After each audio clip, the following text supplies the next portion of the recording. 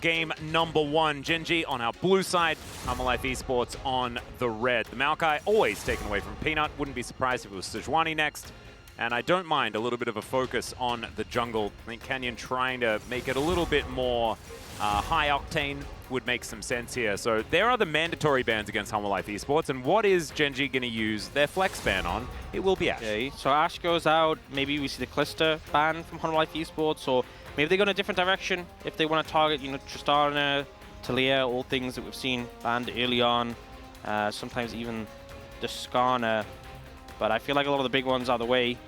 We'll see what they have to go for. A lot of choices still going to be left up and available regardless of what Life Esports bans. Yeah. With that first pick. They do go for that Clister. Do GENG just take the Tristana here? The Zyra first pick. Wow. A lot of priority on that, and we saw that in the last series as well. DRX really heavily prioritizing it. Now the question for Life Esports is, you've been given an opportunity to put your priorities forward.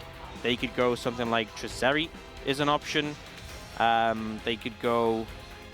They could pick away Corki as well. I mean, I don't like it that much, but I mean, Chovy's played almost every game on it. Will instead be the Tristana. Yeah, I mean, they could also go something like Skarner, right?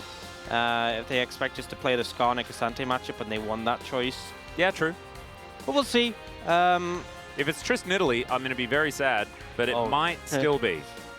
Yeah, I mean, Peanut's shown he has a lot of options when it comes to those AP junglers, so I don't think there's too much pressure to pick something now, and I feel like the Nidalee has been a little bit too hit or miss with the spears and with the gameplay.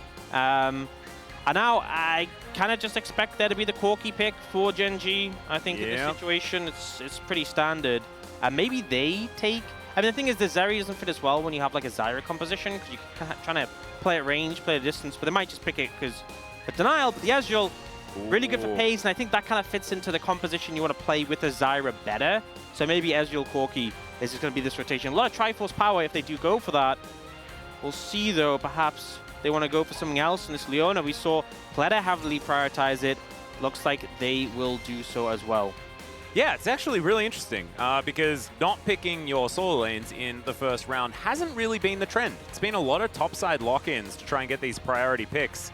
And Peanut having a little bit of fun here with Zeka hovering his Fiddlesticks, but it will be the Nidalee instead. And I honestly would have liked Fiddlesticks more, but that's fine. Of course, Peanut has found a bit of success on the Nidalee so far this season, and he has always been one to play it. We just don't necessarily like it when it's paired up with the Tristana, who does not offer very much follow-up. Yeah. And there are a lot of other AP junglers you can go for. But we just saw Ona completely obliterate the Zyra matchup in our previous series, so that might be where the argument lies. Yeah, and Life Esports going to ban Cassante Corki, presumably. I don't think that's any surprise to anyone. Nope. And for the side of GENG, Kai'Sa potentially is something you could take away. Obviously a matchup that we've seen a lot of times in Ezreal. Maybe it's just Kai'Sa Zeri, you just get rid of those two for Viper. Yeah, I think Kai'Sa Zeri is a decent amount of bans. Maybe you're concerned about the support matchup. When it limits them from Delight, they go for the Rakan ban instead. The classic. But we do know that Leona is, one of these champions. We saw the matchup before, right? And Pleta did decently well into it. They are going to take it away, though, just because the nameplate says Delight, and he's good at Rakan. He is very good at Rakan, And I think as well, for GENG, they're going to be able to play at a distance. They have a lot of peel power, with the Ezreal and the Zyra. It's going to be hard to reach this backline, which is clearly the goal. So maybe they're less concerned about what AD carry Vipe is playing and more concerned about the supports. I will say, though, the Kai'Sa would work quite well with what Life wanted to do. But they ban the Zeri, respecting the power of that pick right now. Can I kind of remind you of something? One of the original counters to Ezreal in lane was Vayne. And so let's let that sink in for a moment. Keep the sync out. I don't want to see it. You sure? No, I think I'm okay. Well, we're going to see the Rel first, so you can still hold on to those thoughts of the Vayne in the back of your mind, okay? That's what they're leaving the 5 pick for. Well, I think the thing with the Rel is I think Nautilus struggles a lot into Zyra, and even the Leona matchup can be a bit tricky, but like with all the plants coming down, it could be a problem. Rel kind of circumvents that, so you can just jump onto the Zyra. It doesn't have to worry about getting line of sight blocked. Mordekaiser? So Keen was actually one of the only adopters of Mordekaiser here in Korea. It was running rampant in the LPL, and Keen was the only guy that we actually trusted to play this pick. I'm pretty sure it was Keen. Yeah, well, there was not a lot of successful Mordekaiser here in Korea when it was meta. Sure, this has been going on. There it is again. Yeah, there's the Lucian again. I'm pretty sure the Mordekaiser has been picked a decent amount in the LPL in Toscana to moderate success, so I guess this is kind of grown inspiration from there. The Lucian was seen from Chovy before. I wasn't particularly impressed by it, but they need an AD mid, so I think it makes sense for what they want, and wow, Kai'Sa, no real surprise there. Yeah, I'm a bit sad. I thought that there was going to be like some checkmate, haha, we have the Lucian counter for the mid lane. They were going to flex the Tristana bot lane just because Tristana Rel is so fun, level 3, you know, go for those all-ins. But not going to be the case. And it does kind of feel a little bit like a flip the game angle. Just getting some word in here that the Skarner was already countered by Mordekaiser in Challenger here in Korea as well, just not so far in the LCK. So GENG pioneering some new things, but it's going to be into a Humble Life Esports that kind of has all of the good stuff, really, outside of what was banned away. And an Italy. Well, yeah. All of the good stuff in the consideration of our teams here that do seem to still really like Nidalee. Yeah. And I guess we don't hate it that much because, I mean, Onal just looked really good on it. So maybe there's an argument. I don't know. It's Peanut. Like, I don't know whether it's allowed when it's Peanut because we don't know which Peanut we're going to get today. The thing is, we definitely understand the strengths of Nidalee. It's just, it's such a feast of famine pick. Yeah. And the thing is, you have limited setup in this game to guarantee those spears. So we'll see how it plays out. Obviously, if you can find the pressure, find the advantage, there'll be a lot of value in the pick. And GENG, bit of a interesting composition, you know. Definitely a bit different from what we've seen so far this season. But you can kind of understand the thought process. Anti-dive, a lot of power there. The Mordekaiser can ult away some of these dive threats. And Hollow Life Esports all in on going aggressive with his composition. Yep, Kai'Sa dives into the back line and then is straight into the Death Realm. That would be kind of funny. But let's jump into the Rift for game number 1. 소환사의 협곡에 오신 것을 환영합니다.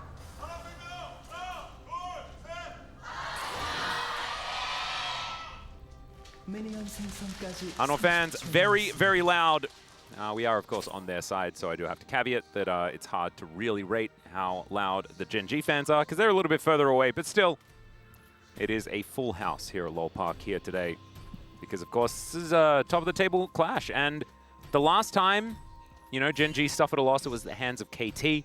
They were utilizing some different strategies. We don't necessarily see the different strategies coming out of Humble Life Esports' side, but it's GENG, seeing whether they can make the Mordekaiser work, seeing whether, once again, the Lucian's going to work out. This time, I believe slightly different matchup. I think it was into the Corki last time instead of the Tristana. But yeah, I'm pretty sure it was.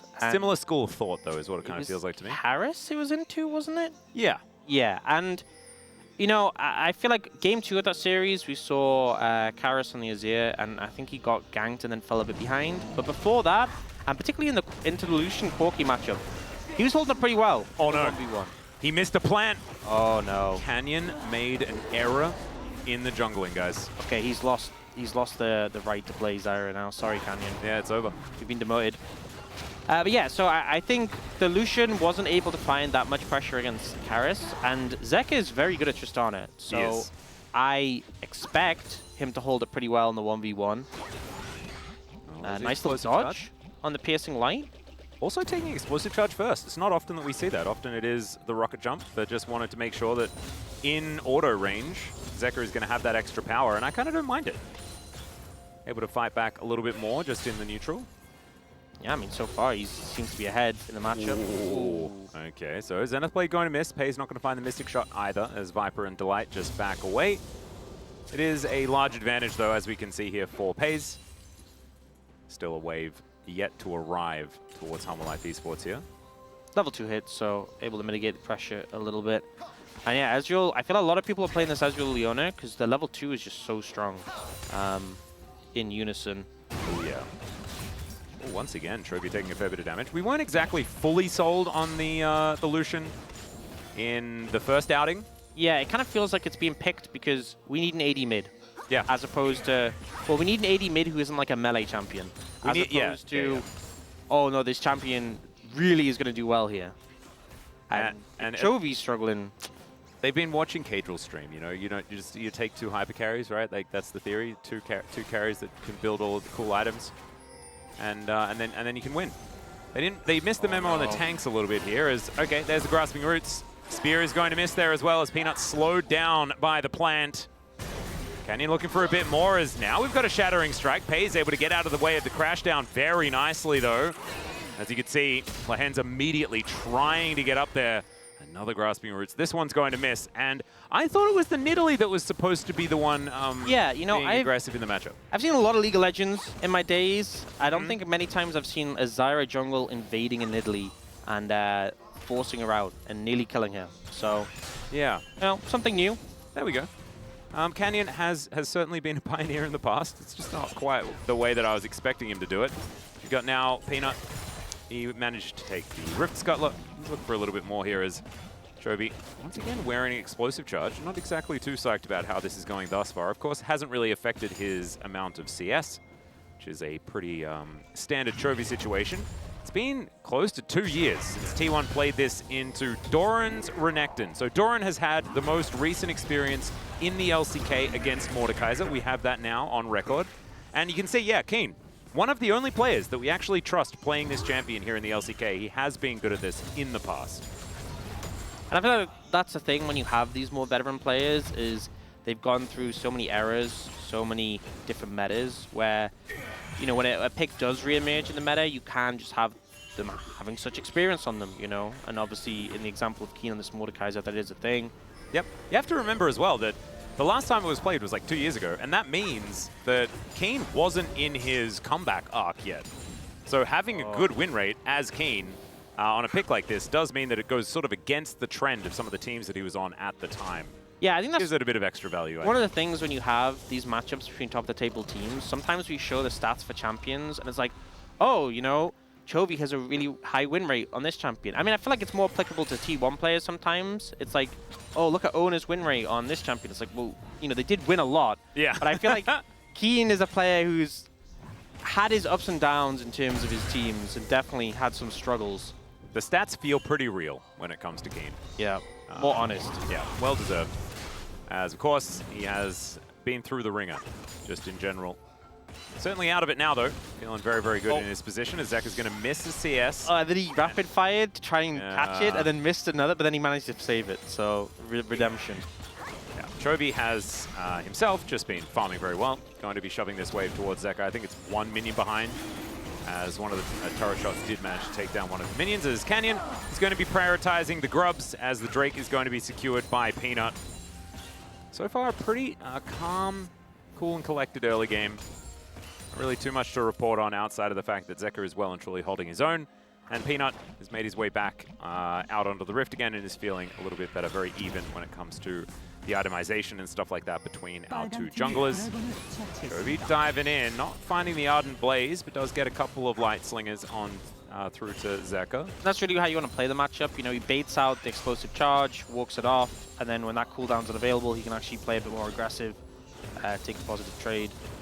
Canyon was thinking about trying to find an angle here, but instead, there are camps coming up in Peanut's jungle, and of course, that is precisely where this Zyra wants to be. So I take a bit of damage. Void Seeker is not going to find anything despite its name. And Canyon just coming on over, stealing things away. Corki with, Chovy with all of the information as to what's going on here as red buff is going to be secured, as we can see. Peanut is just going to walk away. Not wanting to fight here is, okay, Buster Shot actually going to come out here, and you can see Chovy using his barrier to eat that one. Has sacrificed the teleport in order to take this. Oh, he denies it. That's a heartbreaker. Oh, that is. Barrier for cannon trade. I think Chovy says worth. Absolutely. I think Chovy doesn't have to say worth. I think Zeka Zeka can feel how worth it is, you know? Yeah, that one stings. Yeah, it certainly does. It's the little advantages that you can build in the mid lane. And it's only the little advantages that we can really talk about. It's about a 500 gold lead. A lot of it to do with farm angles. Is Chovy going to get jumped on here momentarily? Zeka going to get culled. Chovy now looking for a bit of a back angle. He tied it up the minion wave, so should be able to not miss out on too much. We've seen a bit of a lead built up top lane between these two. Keen good. Oh, okay. Lahen's going to tank some turret shots here. Does have to flash away after opting to go in. Yeah, I mean, trade up for Hanwha Life Esports in terms of summoners. Obviously, that flash has a pretty long cooldown, and Lahen's not going the Hex flash. That's brutal. What a help. I'd be typing in chat like, I thought we were friends, Peanut. What the heck? Not anymore. No, apparently not. Of course, it is like, it's a lot, like everyone just left GENG last year and joined Hanwha Life Esports. So you can make last year's GENG roster right now if you would like to. You just have to switch the colors of a few of the players. So certainly a lot of knowledge between these guys. And also, speaking of things that we know as well, is there was scrim information leaked as well. Coach Kim was pretty proud of how his team was doing, so decided to talk about it. And apparently, they haven't been losing. But Hanwha Life have improved a lot. Dandy was letting everyone know that Hanwha Life Esports have found some much better practice moving towards summer rather than spring. So also feeling pretty good about how things are going, at least at the moment. Yeah. After taking some time off. As okay, Shattering Strike coming on in. Lens just wants to try and kill Peanut. Plans coming on through. This is just all the action we're getting. It's just little, like, scuffles. It's more like we're seeing them say no to the action. Yeah, opting out. Yeah. It feels like Canyon really wants to fight on this Zyre. He's like walking up, and Peanut's just like hopping away. Maybe he keeps thinking that he's the Nidalee, actually. Because he's the one that he does play it a lot. And so he thinks that he's the one that should be walking up and just plays like that. Oh no, the reset. Okay. It's gonna be okay. Now it's gonna be okay. It's gonna be no, it's not okay. Oh, it's not really okay. There is another plan here. Trisha Barrage avoided very nicely with this. He will kill it eventually. He will. And he did. You know, some person who's practiced in like practice tool hundreds of times, the Zyra clear, is watching this game and just shaking their head. You know, between missing the plant level 1 and that, not your best way, Canyon. I think actually it's Canyon that's doing that. Shaking his own head? Yes, shaking his head at his own navigation of that first blue buff, and that has affected the rest of the game. Yeah, his teammates are just like, are you okay? Looking at him, he's like heads in his hands, he's crushed, devastated.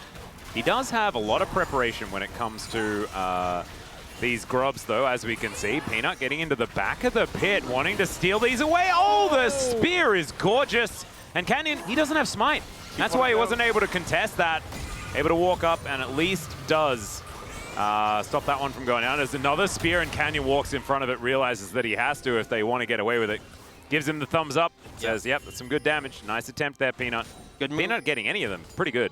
Yeah, I mean, getting one without even using smite when you didn't have the backup from your team. Canyon having to use his face to block the damage there. And unlike Peanut, who has the Haunting Guise, Canyon didn't have a face mask for protection. Yeah, true. Very important. Does have shoes, though. Yeah, I guess doesn't really help in that situation. You know, shoes might help to dodge, but maybe if it was steel caps, it might add a bit of protection, you know, so you feel like even if you get your toesies stepped on, you're fine. Yeah. Something like that. I still think a spear in the face, you know. But a spear to the toe, I mean, that has embarrassment added on, you know? Spear to the toe, arrow to the knee. It's like... Yeah. Skyrim taught us a lot of things about humiliation when it comes to arrow-based injuries, you know, projectile-based injuries. Yeah, there must be like a... It's like, you know, when you have... Latest First Blood could be coming in now. We're not going to have a latest First Blood if no one dies this game, though. So just remember, don't hold your breath. I don't waiting for it. I might need to fact check this, but I'm pretty sure we haven't had an LCK game where there's been no... We haven't. kills. The lowest amount of kills was 3. That's still crazy to me. Yeah. What were those two guys doing? I think it was on the Fountain. It was very close to a 0-kill game. I kind of remember when it was. And meta was very slow. I think it was probably a Samsung Galaxy game. Yeah, I feel like you just got to opt in at that point, you know? It's like the Nexus dies, it doesn't matter anyway, you know? You got to deny that 50 gold. Look at how much fun Kane and Doran are having, by the way. It's like so interactive up there. Couldn't you see it? Where they were standing around waiting for each other's minions to walk their way. You know, I feel like we talked about this a few times. We've had a few days in a row casting together. But you did say, you know, maybe we'd have some time for some more lore today. Maybe hey, that's true. And I wanted to volunteer Mordekaiser lore because I think it's like kind of interesting. Yeah, well, you did actually say you're going to give me choice. Oh, that's true. But I kind of like that's choice, so... Oh, are you okay with it? Because I was going to say, like, that would be my recommendation. too, as well, so I'm pretty... We're so in sync after 2 extra days over the weekend, you know? So it does make some sense. Yeah, because things are certainly slowing down just a little bit. This is like the most lore-appropriate game to It really is. read lore. Yeah. It really is. And I've got a bit of a fun fact as well, because I always thought that, okay, we got a little, should we really break the conversation? Well, that's an Impale. What? Invested into this moment. Remember, yeah, Canyon is in the area. The flash does come down, and Doran ain't going anywhere. That's the E coming on through. And with the Death Realm, he just wasn't going to be getting out. Yeah, it seemed like he got to the edge of the Death Realm, and it looked like he just started processing. You could see, Yeah. you know, like the Windows loading thing. Yeah. It's like, Yeah, I can hear the ASL connection noise, right? He got the Wheel of Death or something like that. I don't know.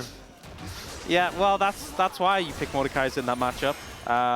It's you can't just drive through that wall. Yeah. Unfortunately. And you know, all we had to do was mention lore. Yeah, and there's First Blood. So that's a lot of plates gone as well. It was almost at late timing as well, which is pretty cool. That would make Doa happy. He was a pretty late gamer, if I remember. 14 minutes, so the plates have fallen on down, and we've got Shelly on the map. Looks like Humble Life Esports are going to prioritize that one, as first Turret Blood seems to be on the minds of GENG. We'll check this one out one more time. And yeah, this was Doran just pulling Keen to the edge of the Death Realm, and then saying, maybe I should just try and go this way, and then that option didn't quite work either. Had a moment to contemplate his life choices, and then came out of the Death Realm to see a Zyra there, and went, oh, that's not good. No, and it wasn't. So he was right, but he was still dead. Look at that, the 1 plate, 0 gold. Not great, not great. And it's now seemingly just a passive build-up to a almost 3,000 gold lead. And, you know, for anyone who's new to League of Legends, First Blood does not give you 3,000 gold.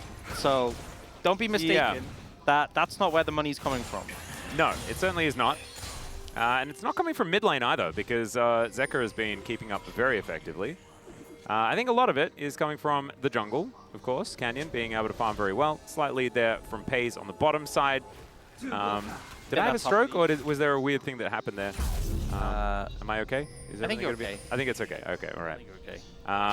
And Peanut cleaning things up around his jungle right now. But I don't think, you know, it's not a completely lights out type lead or anything like that here for GENG. But being able to collect the extra plates and having that extra control certainly is helping them there. But Turret Blood doesn't help either. Yeah. Doesn't hurt, sorry. 2 dragons to Humble Life Esports. It's an Ocean Soul, not the best, but usable. Yeah, there's some poke on GENG it can counteract, but it's a very fast-paced Dragon Soul if they continue to collect them. So 1 minute till that next dragon, and dare I say, may get a fight? No. Don't be like that. Yeah, maybe I've said too much. We can't really. So one thing I was going to say is that I think that if you were to look at Mordecai, okay, more action.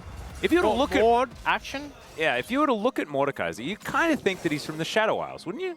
He's got a Shadow Isles vibe. Wait, he is, isn't he? No, he's from Noxus. He's a Noxian. Oh, wow. Yeah. Today I learned. And it was weird because like I played the TFT set where he was in the Noxus like trait.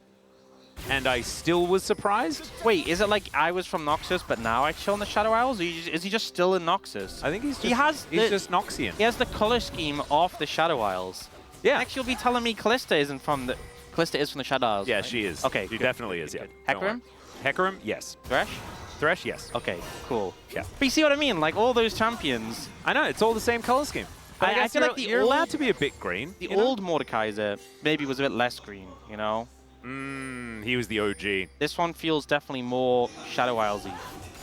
Ooh, Delight. This is a delightful spot to be in. Exactly. That behind really enemy lines a little bit, trying to get as much intel as he possibly can. Will now be found out. And here is that potential fight that you were talking about, Chovy. Moving in on a flank angle, Peanut in position in the brush. And Keen just wanting to press an R button on someone. Yeah, everyone's rather spread out. I feel like Keen has, I mean, obviously ulting the Skarn is okay, but you can even just ult the Swoop. Oh, Grasping Root's going to connect there as Solar Flare is going to be flashed by Peanut. That's a big ultimate, but it's also a big investment.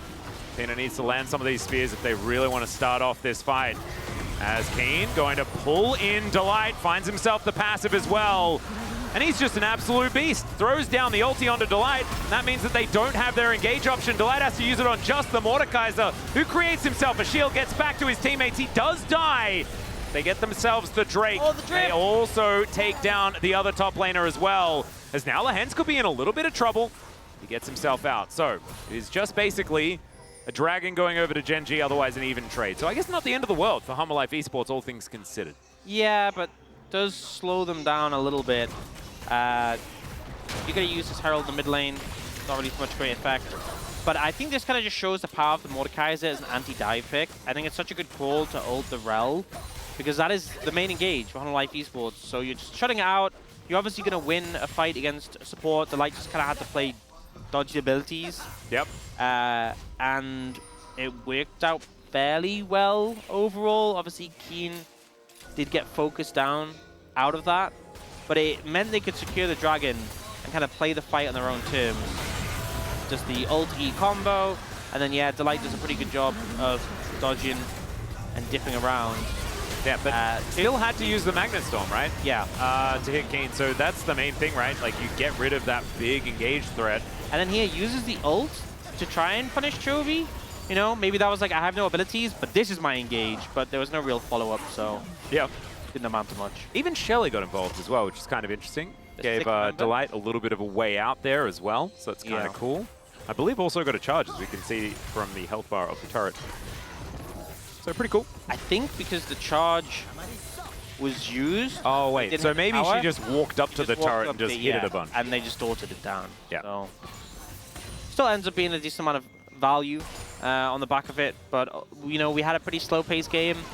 We're still having a pretty slow-paced game. Yeah. Yeah. It is certainly slowed down. Would you like to hear the brief synopsis? Oh, I am... Who Mordekaiser is? Please synopsify me. Yeah, synopsify? That's...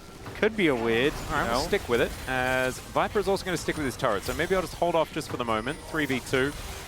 GENG are going for a bit of a siege. Pei's getting a fair bit of work done. Does have the Trinity Force, so does do a lot of damage to turrets. So now it is time to hear about who this Mordekaiser character is.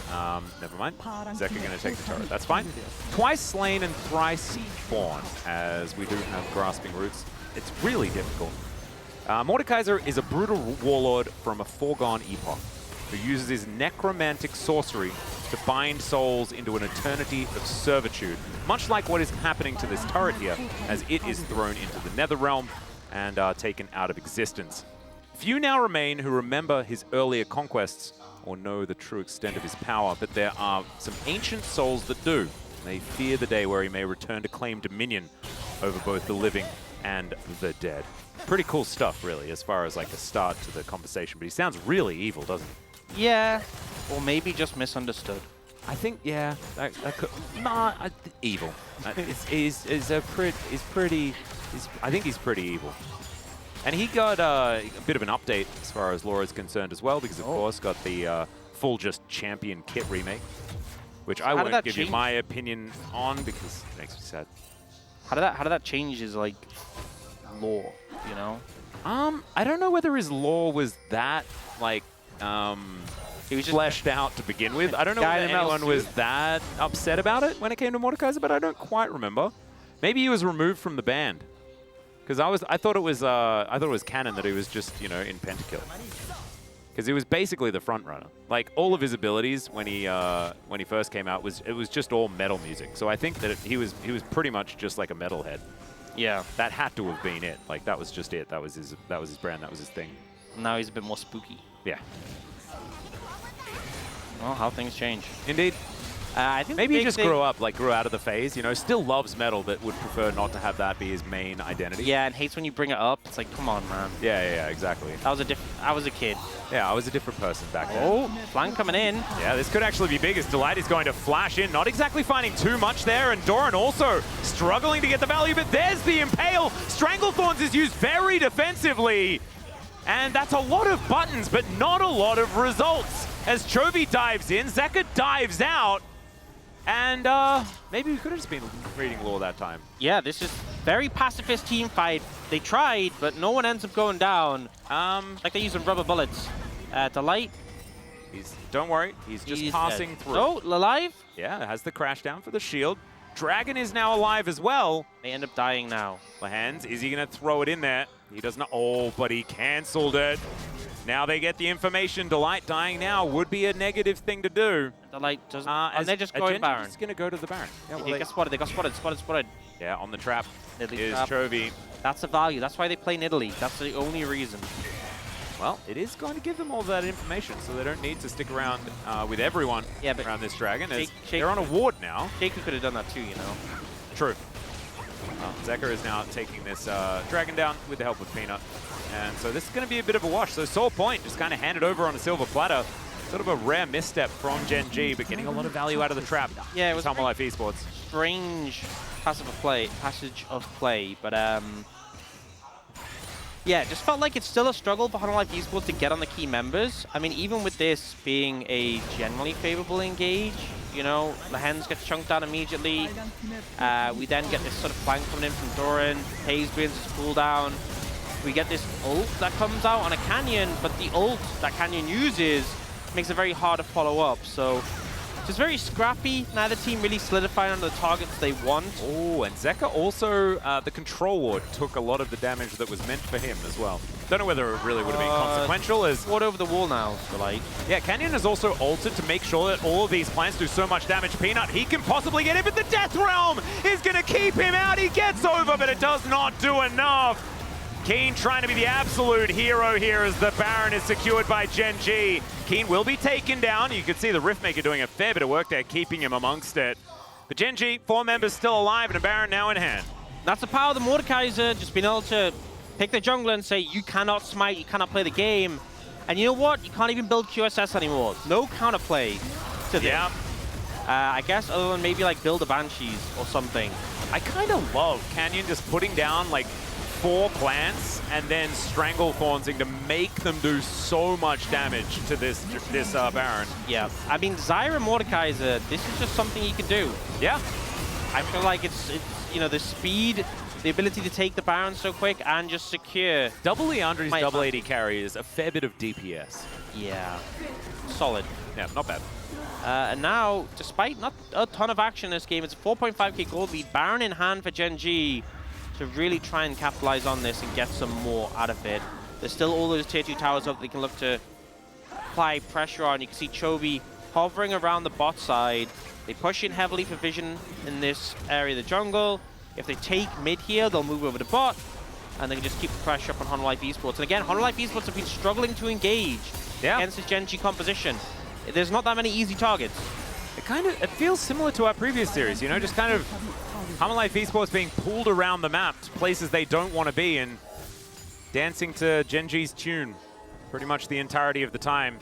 Chovy just went back home, does complete his 3rd item, Essence Reaver as well as Kraken Slayer and his Rapid Fire Cannon now all done. And Canyon has his favorite 2 items as well on the Zyra. Chovy dashing in, Viper taking a lot of damage. There's the culling, but he flashes away. And he's going to get him out of there, but still, message received. Yeah, you're not allowed to do jungle camps. Nope. You do not have permission. Nor do you Viper have just smite. trying to get any little bit of gold possible, but zoned out there. And it feels like this lead is just built up over time. Now 5,000 gold lead. They aren't stopping here. No. Keen. Now moving back up again, does have Death Realm available one more time. As Doran taking down to 50%. Oh, Delight going to be pulled back. My goodness, it does so much work. Nice buffer there from Zekka, but Doran doesn't have that availability. And look at the Stranglethorns. The Magnet Storm comes on through. And they do manage to kill Keen. He didn't even get to press his R, but that might have been a way to keep him a little bit more alive. But that's fine. Still 60 CS into the lead. They do have an inhibitor turret, an inner turret, sorry. And they're still feeling all right as far as this advantage. 2.6k on the Red Bull Baron power play. Yeah, they got value from it. 2 turrets down, a lot of gold picked up. And a minute to left Dragon that they should be able to deny. And we do see, this is kind of the problem, you know, they go for the engage, and immediately we see the Zyra ult come out. You know, it's GENG who started, but then this ult comes in, and the Stranglethorn just means there's no follow-up.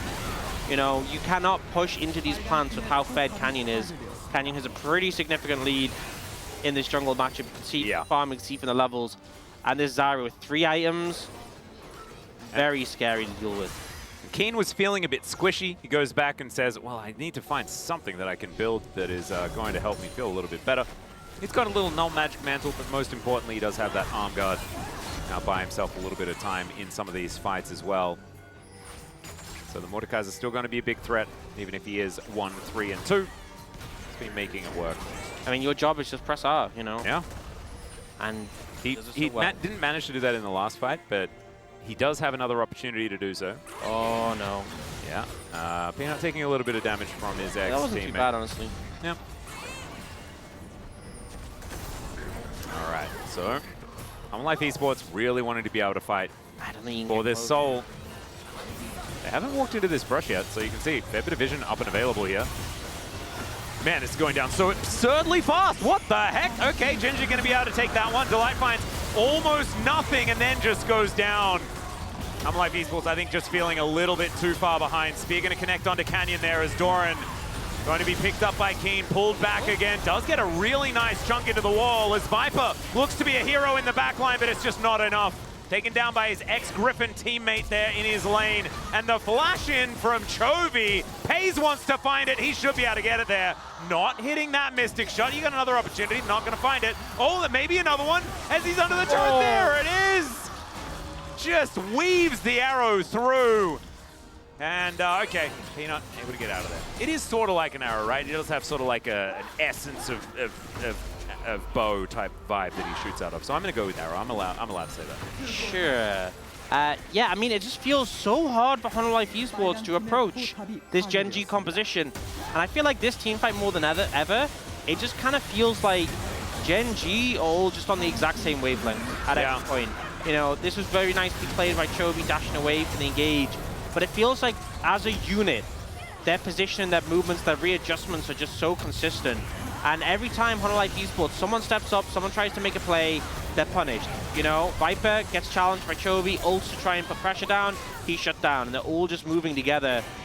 Feels like Life Esports are picking and prodding to try and find something that breaks, and just nothing comes through. Yeah, Zeko, man. He dodged a lot of things, but that last Mystic shot from Pays, enough to take him down. 3-0-3 now on the Ezreal, having a great performance once again. It's another Baron.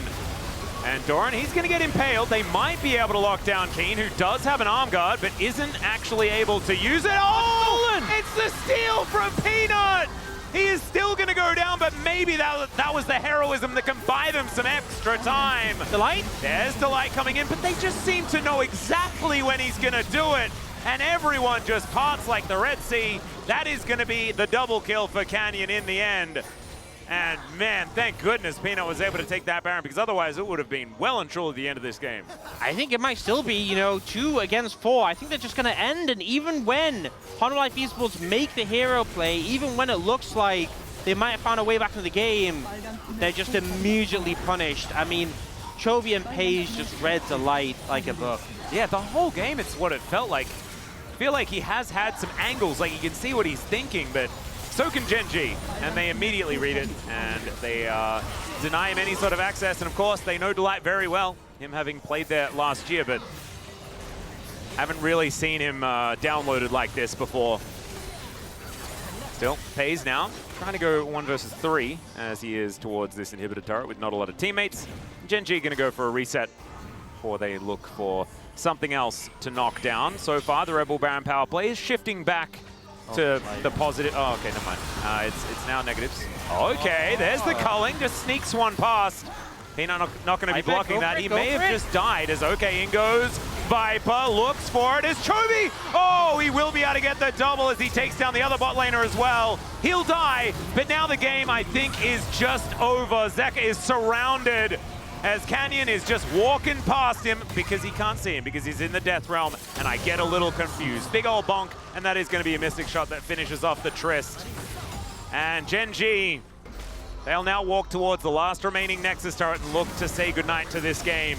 Still, of course, it's a best of 3. Life Esports kept it pretty even for a decent amount of time, but in the end, it feels like GENG just hit critical mass, and there was nothing that they could do. Wailing on the Nexus now. Mordekaiser once again successful from Keen. approaching to that 80% win rate on the champion here as well, demonstrating there are more than just the Cassante for answering the Skarner. And this kind of felt like the GENG games we've sort of seen quite a lot, where it's slow, it's controlled, and the enemy team just feels suffocated. Yeah. I think that's really what happened here. You know, they built up leads over time. They managed to accrue gold leads, tower leads, objective leads. And it just felt like every time Honolife Esports thought they found some advantage, they were wrong. Yeah. You know, they stole the Baron, they lost out overall. They try and find an engage, they don't manage to connect on the right targets. And it must be so frustrating. I mean, there's games where you just get completely blown out. Like, you know, we saw the second game, T1 versus DRX. You think, okay, well, we did this wrong, we do it again. Yeah. This one feels like such a choke out. It's hard to pinpoint single moments where it went wrong, which is why GENG are so dominant right now. And Honolife Esports, they will have choice aside going into game 2, so that's something they can find there. But, you know, their engages, they relied so much on Delight, and, you know, definitely you can try and throw some criticism towards him, but more than anything, I think this was just a great comp from GENG and piloted it just to perfection. Yeah, and it doesn't look like a great comp. Like, those coming up, you're like, those combination of champions, that worked, but when you see it, the harmony is beautiful. We are going to go to a short break. When we get back, the space is going to break down game number 1. We'll be here for game number 2. See you then.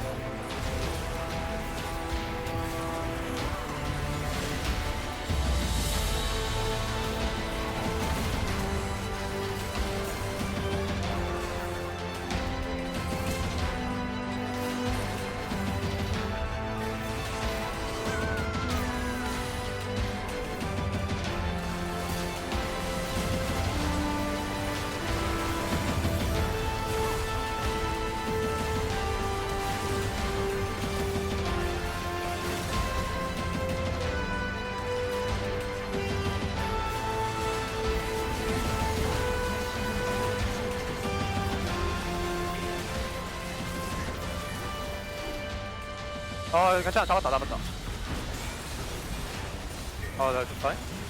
나 배려 있어. 날라오면 배려 킬게. 처음에 맞아줄게. 나 가는 중. 야, 날라왔어. 날라왔어. 야, 쭉 볼게. 가자. 끝내만. 트타 높이 아직 안 돌아. 에타파 놓고. 이거 나 아직 가냐? 뭐 이겼어? 야, 이거 봐줘야 될 것 같아. 이겨줘. 이기긴 해. 넘어갔다. 아니 이기냐고 지나고 이긴다고 아니 그러니까 이기는 거보다 잡아야 된다고 이기면 안 져. 정글이랑 관전 가능. 여기 어디야? 여기야? 아래야? 그거는 좋은 자리 잡았네. 영당이야. 뭐야? 끌려가 그냥. 들어가? 사왔을게. 들어가 그냥 들어가. 타워. 렐 나온다. 들어간다. 루시안 난이도가 너무 높네. 나쁘지 않았어. 조져라 타워를 왜 안 돼? Winning his 400th. We're going to have to get his 401st right afterwards. That'd be really fun. Okay, Zyra going to be banned away. None of His that. Canyon Nope. not going to be first picking it this time around. Not happening. It has just moved up and up and up, by the way, with the priority that GENG had put on it. Like, it's kind of insane. The pace it sets in the jungle, you know, obviously there we saw Canyon able to outpace Peanut and challenge him. And also, it just makes, like, we have so many popular engaged champions, particularly in the support role, things like Rel, Nautilus, Leona. It must be such a nightmare playing them into Zyra. Oh, yeah. And it's like, even if you get your engage off, if you're slightly whiff, or sometimes even if you're not, if you're just behind, you just get mangled by all these plants. No, it's kind of nutty. I feel like you get to play like Warcraft 3 when you're playing Zyra as well. Like, I feel like you're commanding your minions at the same time. Because they do follow who you auto attack and stuff like that. But the way that he sets up for camps just feels so Canyon. And he's just going to lock in Italy, which is a very Canyon thing to do. And you can see now... Oh, sorry. Peanut is going to lock in Italy because they're on the blue side now. Don't worry, my brain works, I assure you. And Chovy is going to go back to the Corki by the looks of things. And that does make some sense, although Tristana is available. Yeah, Ashe also was the pick left open. that was previously banned, if you're wondering what they swapped the Zyra out for. So, be interested to see if GENG prioritize the Ashe now that's been left open and available. But honestly, they have plenty of picks for pays. They could just opt not to. They could, I guess now that they've sort of made the Mordekaiser work, maybe they're not as scared of a Skarner, could secure it themselves. Yeah, it could be like, they could go Mordekaiser on 3 if they wanted to pick something other than the Skarner. Yeah. And I do like this, the double Trinity Force. Yeah. I think that it is a lot of coordinated power spikes that you can get to. Yeah, and Pays had a solid game. Obviously got POG in the last one. Yeah. What was it, 930 DPM or something like that as well? Which is crazy considering how much didn't happen in that game. Yeah. You know? Maybe he did a lot of inconsequential like trading and damage and stuff That like is kind of Ezreal's vibe. It is kind if of. we're being honest. Look at the Zeri coming out from Honor Life Esports, and they're thinking of going Lucian. I'm interested to know how much of this is no, Zeka's also being practiced Lucian, and how much is I want to copy Chovy. Well, no, I mean, Zeka has also really wanted to. He's been on like a 70% win rate in solo queue on Lucian. I think that he's wanted to play Lucian this whole time. Okay. He's been on a bit of a tear. Guys, more Lucian. Everyone's just hovering Lucian. Yeah, well, I think Tristana's a better pick for him, and just in general. 2 really strong AD carries up against GENG, who have 2 really strong AD carries. But they have a Skarner, and will now ban away the Cassante. I wonder if they... That's an interesting one. I don't think they will, but I wonder if they'll ban away the Mordekaiser. Because I'm not necessarily super convinced that Doran can play it, but maybe they're like, look, we know how good this counter is. We're gonna make sure it doesn't happen. We'll see. But I think Cassante is definitely one they're going to take off the cards. For the side of Honor Life Esports, I could definitely see them throw more bans towards the jungle just to kind of trim down the AP pool. Trim down, but they already banned the plant and the trees banned on the other side. Oh, there is another tree, though. That's true. Don't think that's going to be happening, though. Leona going to be taken away from the Hens makes a lot of sense. GENG ban Lulu instead of... I mean, I feel like Cassante would make a lot of sense. But if they ban Rakan here, maybe they ban the Lulu, because, you know, Lulu with those double AD carries could be problematic. But to be honest, I feel like the setup would be important for Honor Life. They do ban the Cassante, Lulu left open. Honor Life Esports having banned the Leona. Are they going to throw a ban towards the jungle? Yeah, I think you can leave the Lulu up and then pick something that you're comfortable playing into the Lulu and then seeing whether that is what Delight's going to do. Is the Karthus going to be taken away from Canyon? Of course, a lot of options, and Talia is certainly one of them. Oh, this is such a good Talia game. Oh, yeah. Yeah.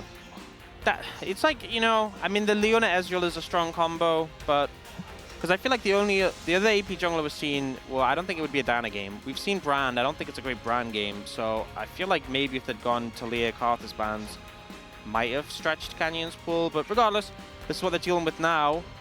I think the problem with Canyon is that he can always like just keep going back and back further. Like the Lilia, the Morgana, there are so many different options. Yeah. Well, Aatrox's going to come in for Doran. Obviously, Aatrox's a little bit more bruiser now, no longer going full lethality like we saw before after the changes. I think it might be a rough time for the Aatrox playing into Talia and Skarner overall. A lot of lockdown, and the Alistar pick into the Nautilus makes a lot of sense. Yeah, and Lehens utilizing his counter pick to make sure that you know, he sees what Delight is going to be playing, and then he can pick accordingly. I think they could have just priority picked the Nautilus if they would like to have it. Of course, we do really like it into Zeri in general, but not doing that, making sure that the lane is going to be in the best position possible. And I think Ezreal's going to be pretty happy in the early stages. Canyon's Talia, a bit of a treat here. And Honor Life Esports also set up with a bunch more damage, but also a lot of late game threat with Trist Zeri. We've seen this as being like cream of the crop when it comes to, you know, 80 carries for mid and bot lane in tandem. So we'll see whether that's going to be enough to get them over the line in Viper's 400th game here in the LCK. And also, Honor Life Esports, they haven't been able to take a series off GENG in 16 times of trying. Like, that is an insane amount of time without a victory. It's it's nutty. That is a lot. That is a lot of time. So, hoping that we get a 3-game out of this, hoping that we get a bit more for battle. This is Beijing chick. That's bang. All right. Is it Jisun's birthday? Okay, it's Jisun's birthday in 2 days. I just got the Jisun confirmation. If I had have missed my boss's birthday, we would have had the whole broadcast cut off. We would have been just out on the street. Yeah. Exactly. Oh, man, I got actual mini heart attack. and I'm getting older, so I mean, it's getting more and more of a threat. Yeah, and I've got like Atlas fired on the teleprompter now. I'm very confused about what's going on. Oh, I'm so frightened. Okay, let's get on to the rip. Game number 2, maybe my last. 소환사의 협곡에 오신 것을 환영합니다.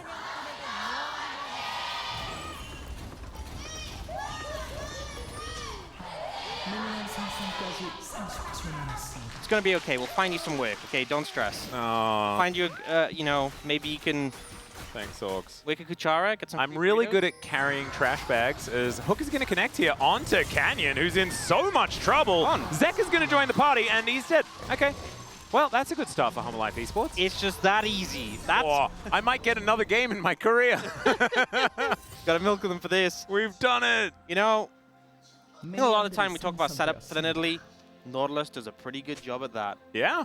And Set up now- for most things, just in general. Yeah, now he's got an extra ruby crystal to go to lane. Yeah. That feels pretty good.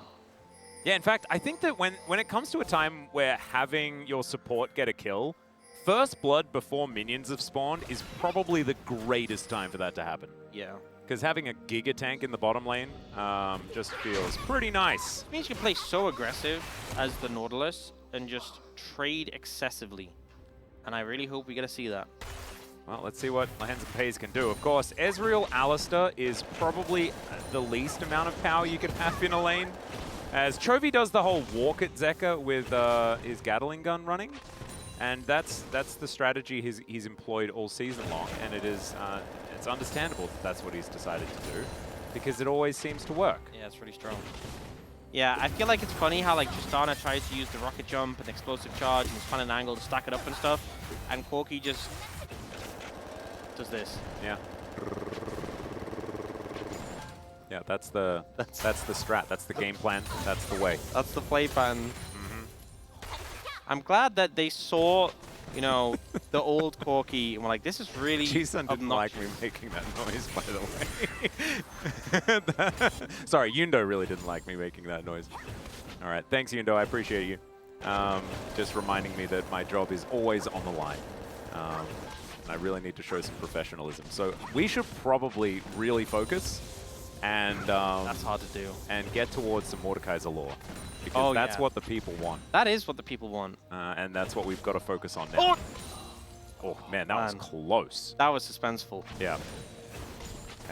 And it's the mid lane as well, right? Zeka needs to hit everything. Yeah, and you know, people might think it's just a cannon minion. Those people would be wrong. You know, the mental damage that would have.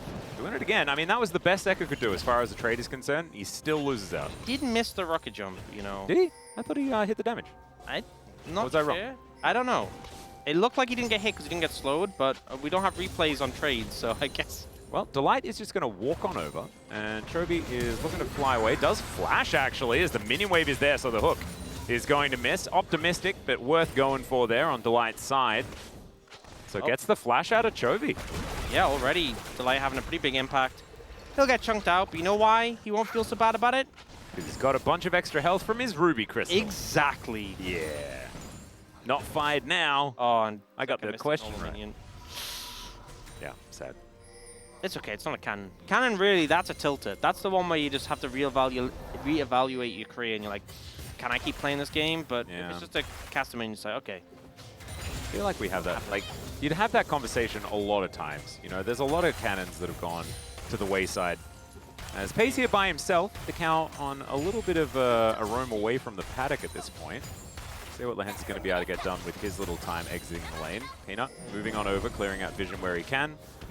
And Delight also in the fog of war. So things calming down a little. You can see GENG able to pull back about 100 as far as that 500 gold gap was concerned with the first blood. Canyon sort of getting back out. Of course, the no minions had spawned yet when he died, things like that. So as far as tempo in the jungle, I don't think that the first blood really affected that. It just gave a red rock to a Nautilus, is basically what it felt like. And Doran chooses get down to back away. Looks like Canyon sweeping that brush there. Yeah, some Doran, rocks go down. Face check. I'm not sure that was the right call. Yeah, I'm not sure about that one either. And now he's in potentially some trouble. Does have his flash available, so I don't know whether he's dying, but Umberly dashes away. Doesn't have to flash. Still, he's very far away from the turret. That's okay. You know, Skull Crab, movement speed helps him get away. They now know where Canyon is exactly. And they're actually getting a very early dragon here for GENG. Before the grubs have even spawned. Yeah, that So is a very early dragon. Could see a situation where Life Esports manage to get both, you know? I feel like the problem is Pina has to reset. They're going to be up soon. Perhaps not, but still. We saw like a really fast dragon pace set last game. Be interested to see if we get that again. But that first one being done so early seems likely. And if Life Esports can stack them up with this advantage, could pay off massively. Yeah, GENG know exactly where that ward is.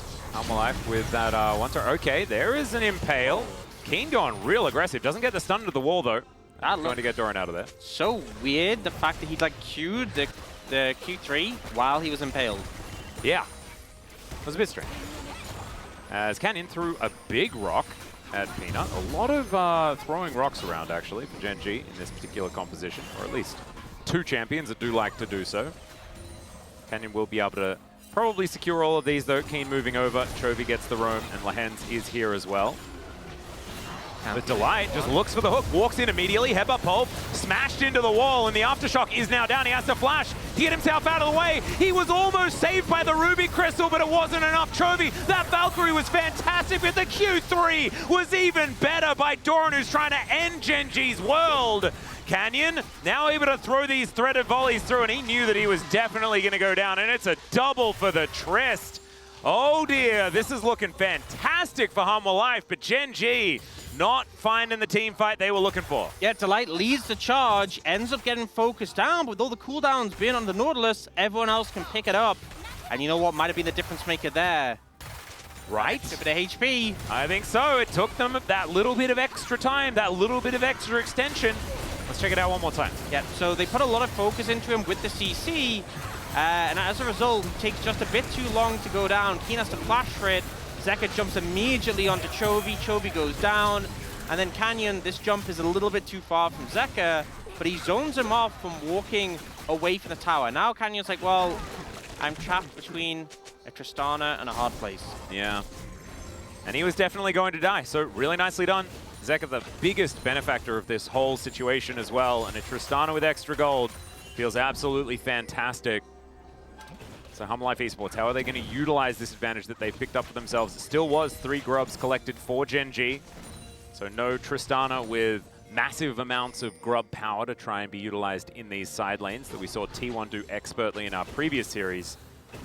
But they could still even out that scoreline, especially with the added power that they have picked up. And I think if you have an advantage at this stage, like, we obviously talked about the Manamune Triforce combo being popular for both Ezreal and Corki. That's going to be a big spike for both of them.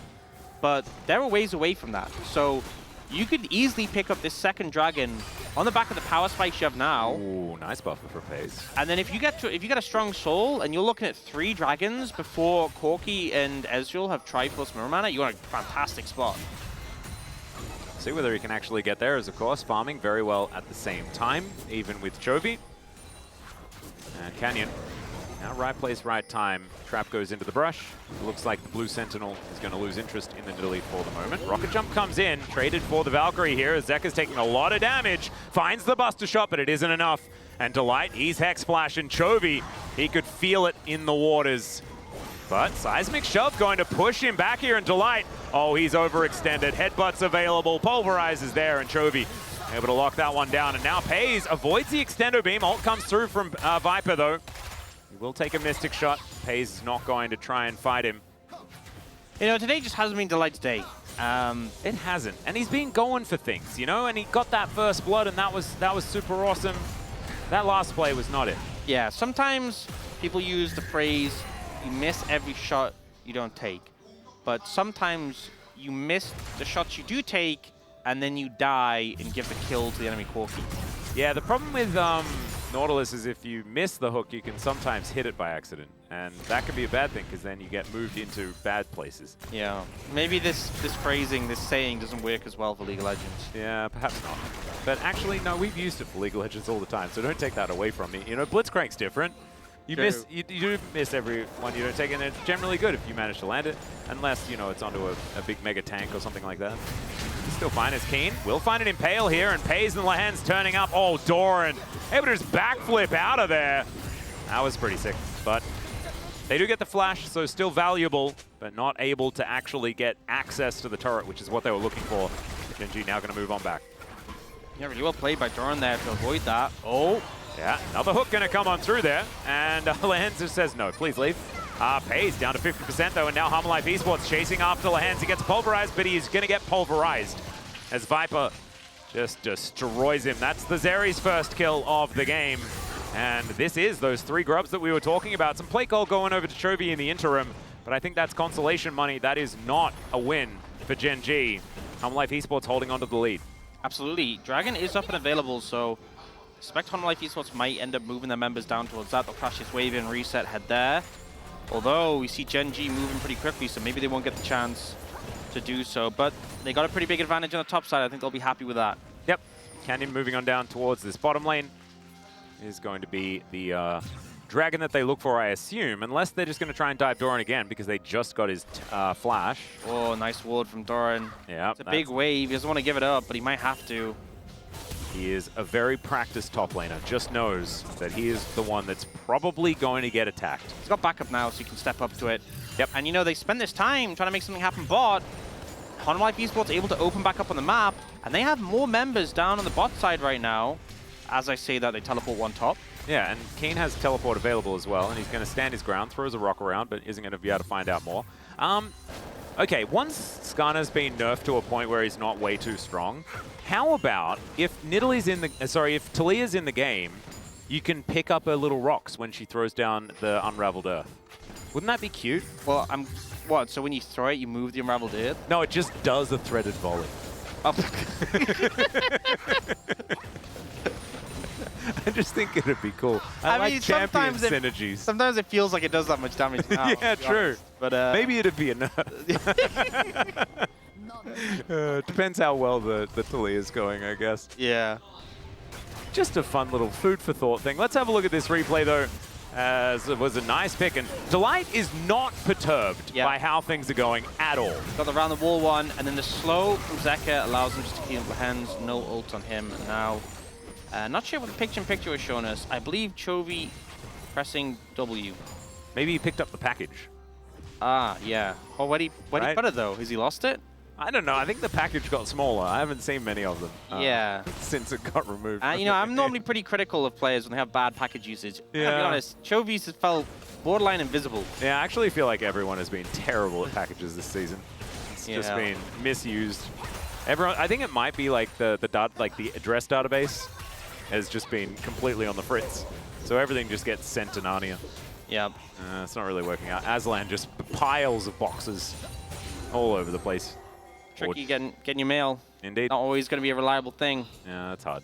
But I would have thought that something would get through. Just nothing at all. Okay, Viper taking a bit of damage here from Pays, sidestepping the burst fire quite nicely there as well. Delight going to assist, though. And it's just going to be a trade of minion waves. On Life Esports, it is a slower dragon, as in a lot of time was left when it spawned, but they are going to get the second dragon. Yeah. And hopefully for them, it's a strong soul, can't be a Chemtech, which is already fantastic news. And with 2 in the bag and strong AD spikes, and it's an Infernal, which I think they will be rather happy with. Cinder Gaming. That is our favorite thing to do. Picking up Cinders. So much fun. And you know, we saw in Owner's game earlier today, the Nidalee Spears post Rabadons doing a lot of damage. Oh, yeah. Add an Infernal Soul. And that would be pretty significant. Yep, I would say that that would work quite effectively. Canyon has a torch. It's in response to Peanuts Leandri's that he has completed as well. But the Talia has been going pretty fine. I think Peanut hasn't been back to base for a while. That's what it feels like to me anyway. Yeah. So I imagine he's probably got a bit of money in the coffers. He's going to take the Rift Herald though first and immediately puts it down in this mid lane.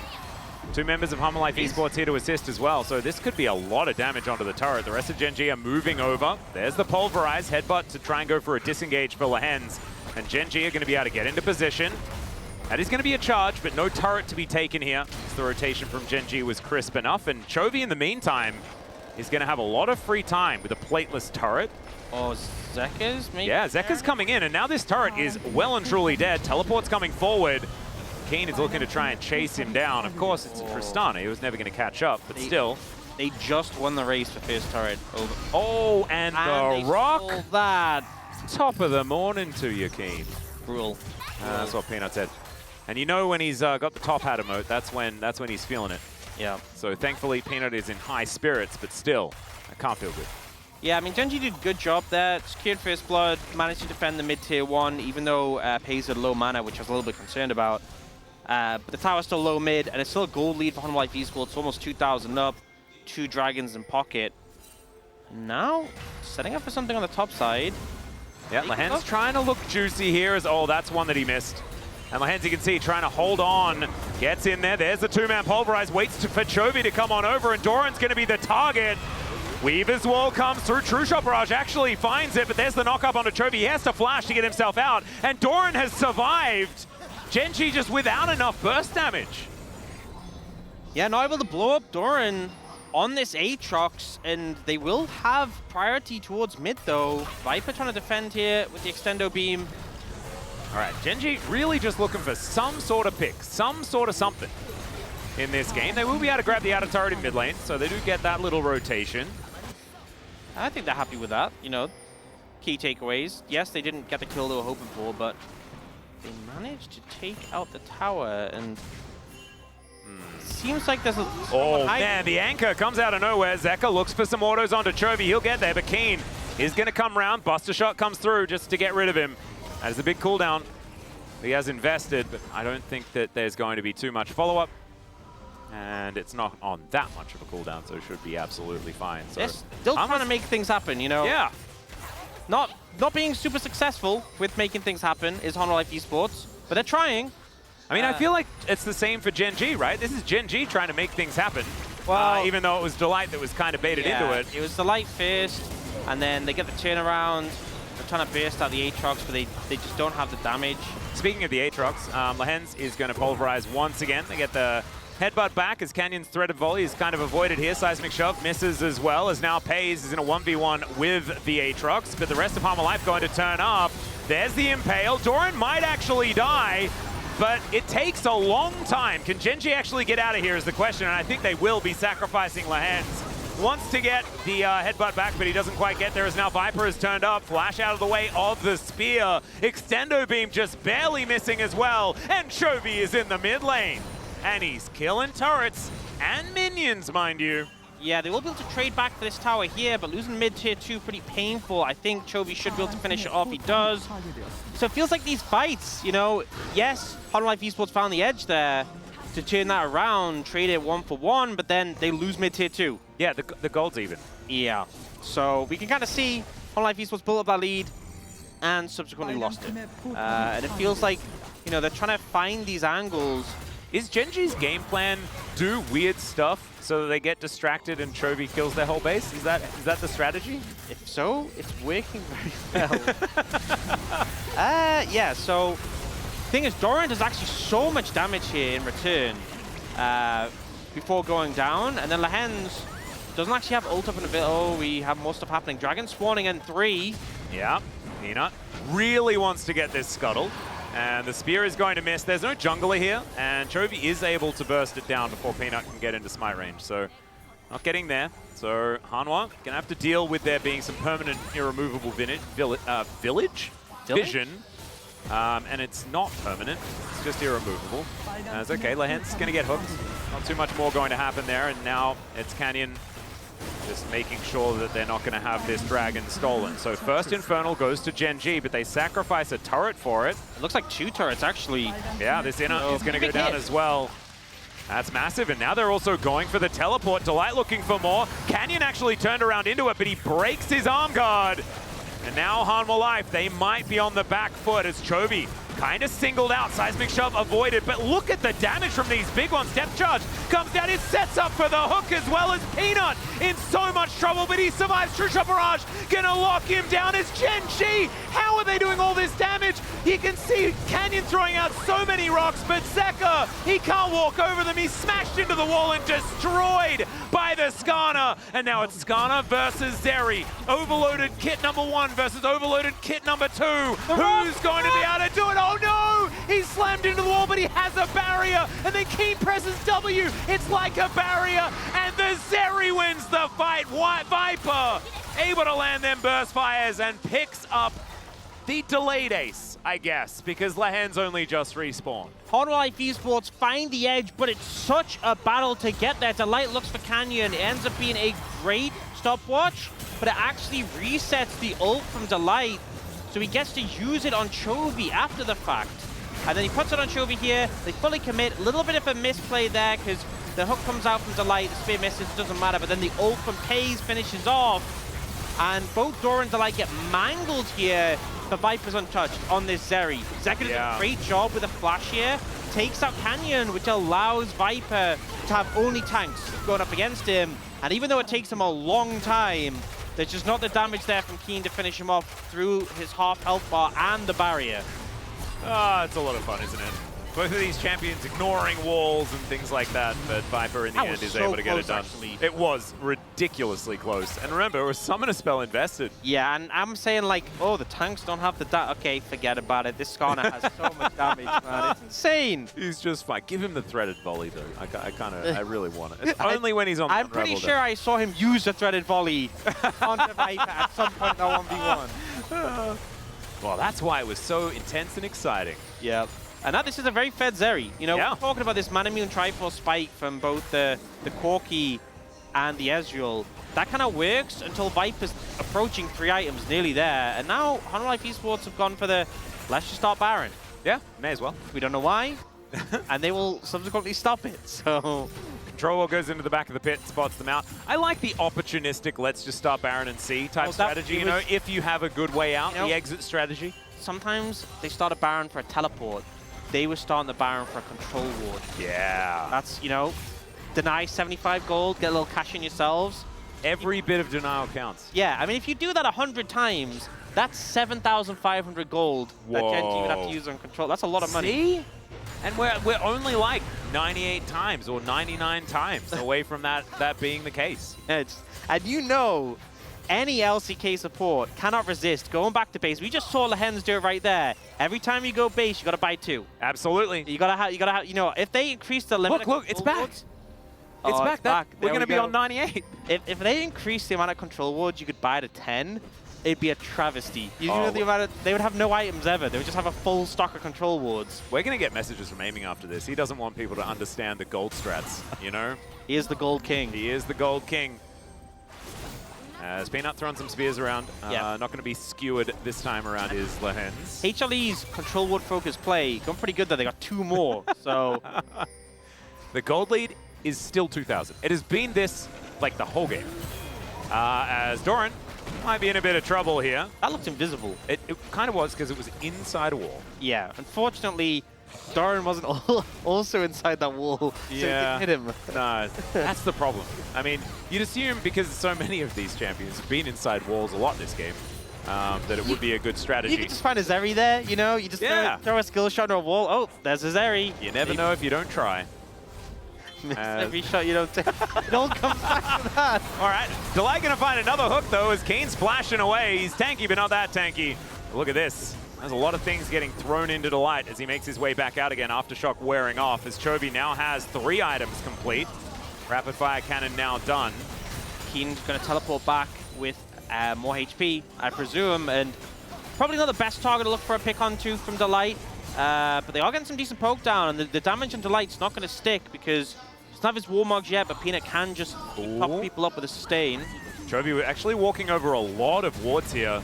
He's able to get a control ward into that brush. The rest of the team moving on in. You can see the Dragon is going to be the focus. Soul Point on the line here for Life Esports, but GENG just wanting to even the Dragon score. This is going down extremely fast as Lahen's gets snagged by the spear, and it is the Drake secured by GENG. The flash hook once again is Delight, starting every single fight, but it's onto the Skarner one more time. Lahen's in so much trouble, and Zeka going to hit it. I think it was an explosive charge delivered by Keen. True Shot Barrage not going to hit on. Oh, it's Chovy that's skewered by Peanut. I take back everything I said, Peanut. You're always allowed to play Nidalee too. That was beautiful. That felt personal. Oh, yeah. And Pays looking for some revenge here at the same time. The Mystic Shot's not hitting the same way. Life, they can now look for a Baron angle. Chovy does have teleport when he comes back up again in 25 seconds. And that is going to be Scuttle Vision also up for GENG. Maybe a bit dicey here for Hanwha. Don't think they can risk it. A big thing is no one's that tanky on Hanwha Life Esports. They would lose a lot of health on the Baron, a couple of health bars low, but you know, GENG make a great call here. They wall off, they rush down the Dragon, but unfortunately, they just keep getting poked out consistently in this passage of play. The engage comes out here onto Keen. And yeah, it looks like Lahen's walked on a trap, and the bomb as well managed to finish him off. Yeah. So a bit unfortunate there. He was getting poked out constantly. This spear, oh, gorgeous. You know, even Chovy gets hit by skill shots sometimes. It's true. And Peanut also making the Nidalee work, right? We saw Ona have a great game. Canyon has obviously been really good on this pick as well, but I think there are 3 that are getting a pass on the Nidalee so far here in the LCK. And that is way more than the 1 that we had in week 1, right? So yeah, we're feeling good about this. But I will say, we can give them out. We can definitely revoke them. Oh, true. Yeah, so keep it up, Peanut. Yep. Yeah, passing grades so far. And Chovy actually died 3 times so far this game. Not exactly having the greatest one on the Corki. Of course, is 50 CS up. Like, kind of ludicrously fed regardless of the scoreline. Yeah, I think he's died 3 times more than he did last game already. Yeah. And now they're starting Baron, so maybe they want to die some more. Oh, that spear hurting a lot onto Pays. Now Chovy gets in there, wants to push Peanut away. Pays gets out the back of the pit though. And Life Esports might just take the leash. Oh no, it's so risky. Yeah, this is a lot of danger. Extendo Beam not going to connect onto Chovy. Spears need to be landing. But you know what they got? Look in the back of the pit, there's another control ward. Oh, there we go, high value.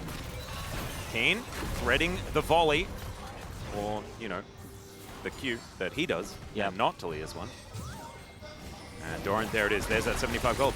Although it's going to cost Doran half of his health bar, I think he can take it.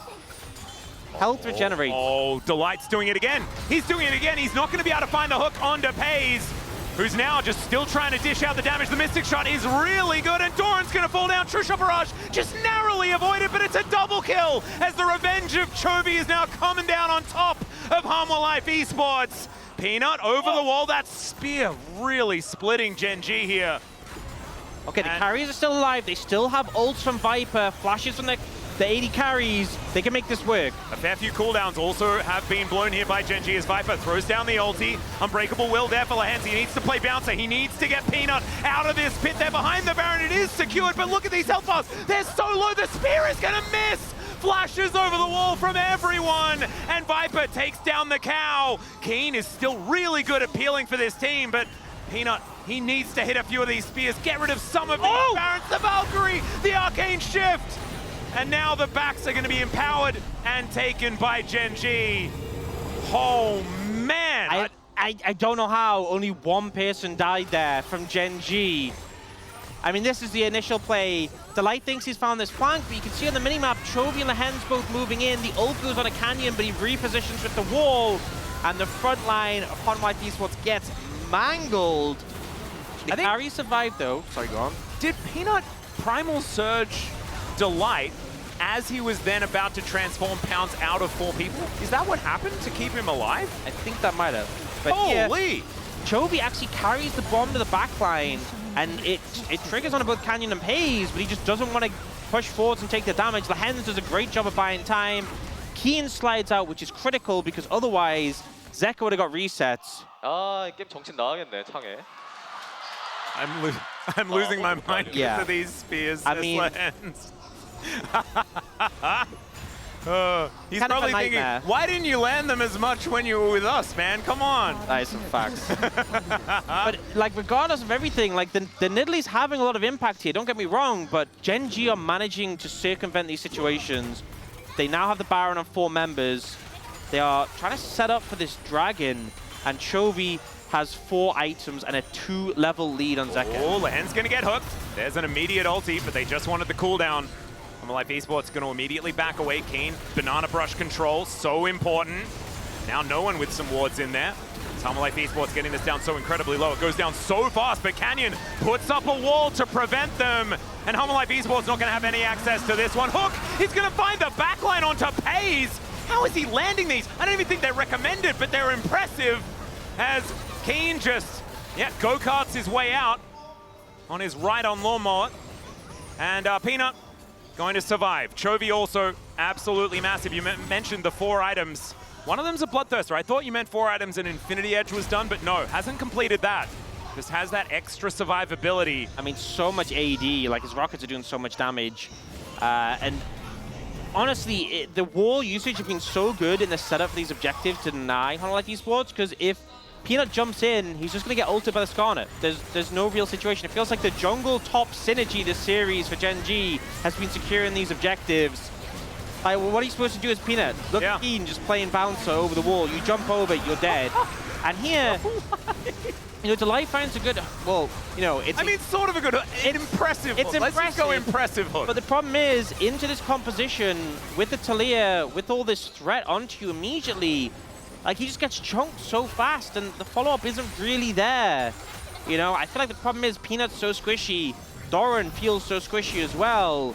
They kind of just get blown up if they follow up. You know, GENG are so good at playing around that death ball. I feel like this is them to a T. These front-to-back team compositions, with strong front line, strong back line, your carries, hit whoever gets CC'd. I feel like that is the style they do very well, and they are proving it here again. They really are. And it's also, it comes back to something that, you know, we've been talking about a lot since this season started. Is I'm gonna have to hold that thought. Doran has to World Ender. Is that Buster Shot as well under Lehen's? Yeah, they're really having to invest. That means that GENG should actually have an opportunity to get a siege down here, and this turret does not last very long at all. Stendo Beam doing some work. Pays getting half health. Man, 4 items on Zeri at the same time. I mean... 5-0 to Zeri. Yeah, I mean, Viper could just carry this game. But GENG have not given him any access. I feel like GENG are working so well as a unit. It just feels so hard to find an angle for Life Esports, and the spear damage has been there. Peanut's about to have his Rabadons, but the team fight cohesion, I don't even think Life Esports are playing bad necessarily. I think GENG are just playing so well. Well, this is the problem, is that GENG have been doing this all year. Just a bit too good. You know, I honestly feel this feels like a level up from Spring, you know? I'd say so. Like, they were playing really well in Spring. They were top of the league in Spring, but this feels insurmountable right now. We'll see if Life Esports can do it. Another spear hits. Yeah, Chovy magnetizes the spear. It actually just goes through Canyon's legs, I think. And then Chovy is going to pick it up, because that looked like it pierced the model. It bounced off a rock. Ah, so many pesky rocks, man. They're all over the place. Oh, GENG just getting control of some waves. The Baron's going to be up in a minute. This is the most rock-heavy composition I've seen that doesn't have a Malphite in. I know, and we had one of those earlier. Yeah. Oh. And they don't even have like the rock, concert rock, you know, like a Pentakill Mordekaiser that Keen didn't use in the last series, in the last game. As far as rock is going, they're doing okay. They could be doing better. I think that's what the takeaway. Well, we'll have to give them that feedback. I don't have that much feedback when it comes to the game, other than like don't die level 1 maybe. Yeah. But even then, that was hard to avoid. Viper going to take a little bit of damage here from Pays. Keen just being the bouncer, trying to remove him. And they know that Peanut started this wolf camp. Chovy comes on over. Man, rapid fire doing a lot of work as they do deny that camp.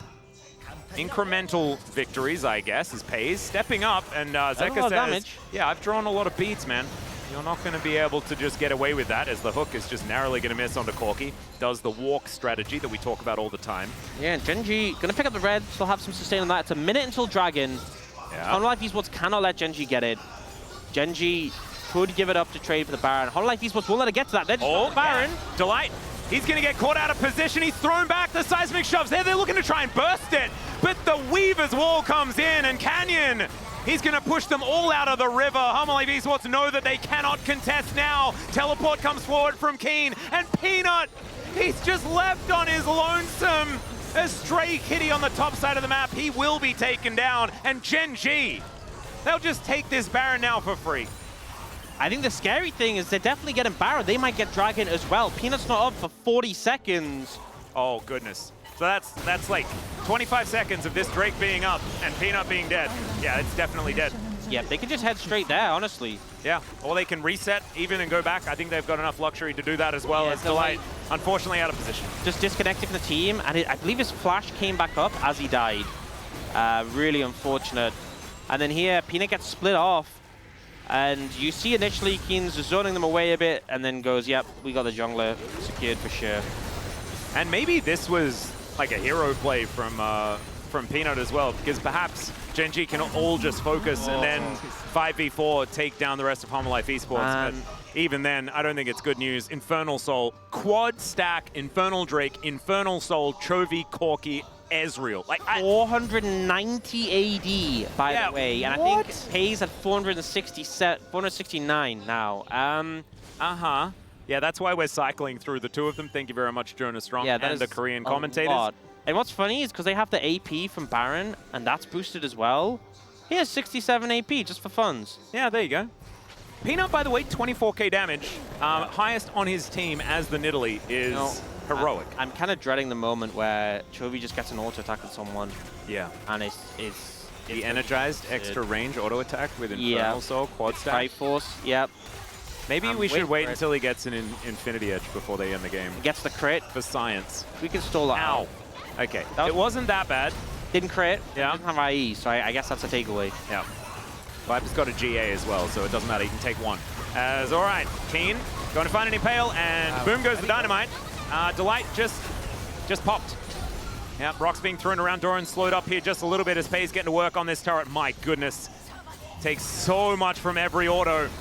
And now, Zek are going to have to rocket jump away. Pay's throwing everything at Life Esports, and they are just going to back off. Inhibitors go down a bound. Mid and top lane, they may just continue as Weaver's Wall comes in to try and split off Life, and there's the headbutt pulverize. They do get the setup. Doran able to flash his way out, but it doesn't quite do enough. The Unbreakable Will from Lehens keeps him alive for so long. The explosion of cinders. Chovy's on the ground, and Viper, he is so scary. He's got a GA, remember? Oh! Headbutt into a burst fire is not what they want as the rocks come out, and Keen puts his right-on lawnmower into overdrive to get himself out of here. True Shot Barrage doesn't quite get there. Depth Charge is there, though, on the dead turret, and Delight will be able to set up the kill onto the Skarner. We thought it was Celebrate GENG time, and then Viper came to the rescue to keep them clinging on to this game. I feel like GENG forgot there was this 5-0 Zeri in the enemy team. I feel like we did too, and you wouldn't be at fault for it as well. Yeah, Viper steps up at the end just to keep the game alive. The light goes down. It's been a rough game for him. They get the health back, and here, Chovy. Bit of a misstep from him. He's basically full HP, and I believe he gets hit by the extendo beam here with a turret shot and a burst fire. Oh. Yeah, didn't expect that one, and then everyone else is so low. I was seeing pentakills, but I think the key thing is Keen managed, you can see the chain lightnings hitting the Canyon and Pays, but Keen manages to get away, so Viper can't just keep hitting Keen and chaining onto his teammates. And the sidestep as well from Canyon. Like, he was definitely dead if that extender beam landed as well, so nicely played there. Still with the extra movement speed, you can skate your way out, surf Wait, what? Look at the Nexus. Oh, God. And look at Chovy's TP. And Keen has it as well. Would you say that that ward behind the Nexus is one that could be utilized in order to kill said Nexus? I think that's a safe bet. Yeah, okay. I think that's a safe bet. And you know Life Esports are going to have to, like, 5-man defend bot. Yeah, that was the heroic Lehens ward. We have G-Sun confirmation on that one. TP is up now for Chovy. Well, Canyon, health bar not up so far as Viper, he's just diving over that wall.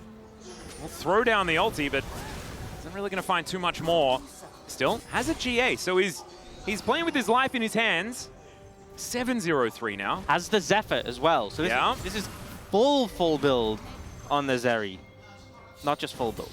Full build. Full. The fullest build. That's a very big build. Yeah. Bursting with build.